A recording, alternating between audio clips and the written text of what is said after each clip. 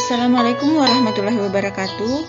Pada kesempatan kali ini kita akan belajar tentang pertumbuhan dan perkembangan makhluk hidup. Pada pembelajaran kali ini ada beberapa tujuan pembelajaran yang ingin dicapai. Tujuan pembelajaran yang ingin kita capai ada 6 poin. Silahkan dibaca ya.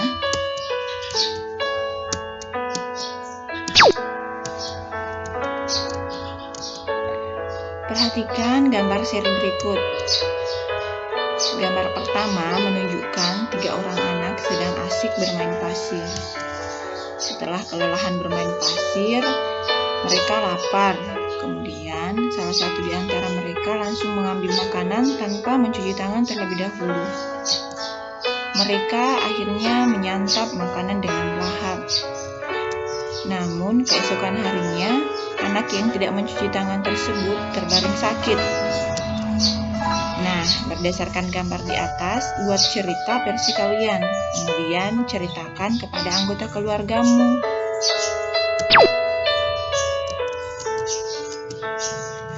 Sekarang kita coba pahami apa saja yang bisa menyebabkan sakit perut. Sembelit, mungkin karena kurang minum air putih atau buah-buahan. Terlalu banyak gas dalam perut, makan berlebihan atau tidak teratur, kurang menjaga kebersihan. Nah, sekarang kita beralih ke kebiasaan baik. Perhatikan gambar berikut. Aturan sebelum makan. Nah, salah satu ciri makhluk hidup adalah tumbuh. Untuk bertumbuh, makhluk hidup perlu makanan dan air. Makanan yang baik untuk pertumbuhan adalah makanan yang baik dan bersih. Kebersihan makanan juga akan mempengaruhi pertumbuhan. Jika makanan yang kita makan tidak bersih, kesehatan dan pertumbuhan kita akan berpengaruh. Salah satu caranya menjaga makanan tetap bersih adalah menutup makanan. Dan sebelum makan, pastikan tangan kamu bersih. Jadi, cucilah tanganmu sebelum makan. Selain menjaga kebersihan, kita juga harus berdoa sebelum makan. Berdoa untuk berterima kasih atas karunia yang diberikan oleh Allah Subhanahu wa Ta'ala. Makan sesuai kebutuhan ya.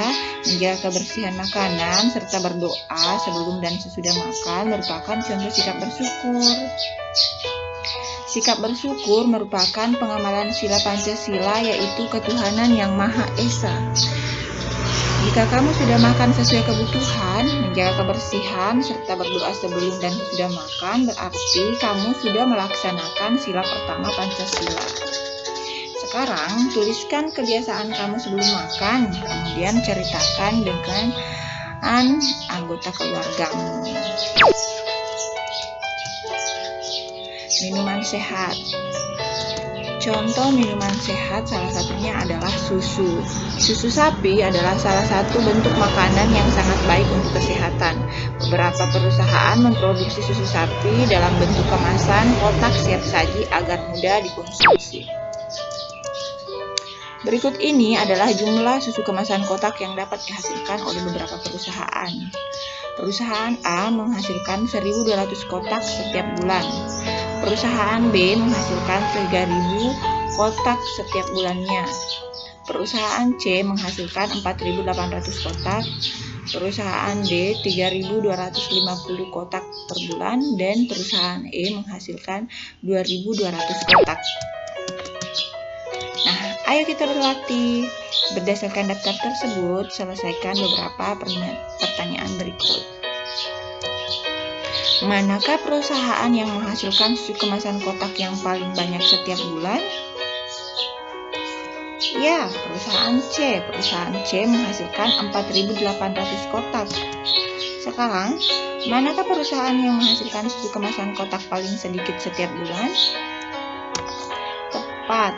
Jawabannya adalah perusahaan A yang menghasilkan 1.200 kotak setiap bulan.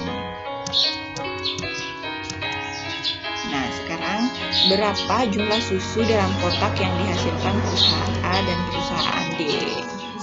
Cara penyelesaian, perusahaan A menghasilkan 1.200 kotak.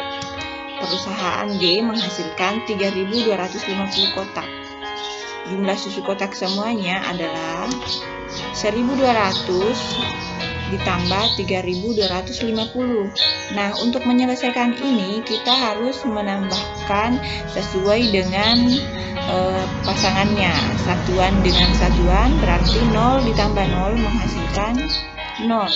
Nah, sekarang puluhan dengan puluhan. 0 ditambah 5 hasilnya adalah 5. Dan ratusan dengan ratusan. 2 ditambah 2 hasilnya adalah 4. Dan ribuan dengan ribuan. 1 ditambah 3 hasilnya adalah 4. Jadi jumlah total kotaknya adalah 4.450 kotak. Nah, sekian dari saya. Jangan lupa tetap semangat belajar di rumah ya. Assalamualaikum warahmatullahi wabarakatuh.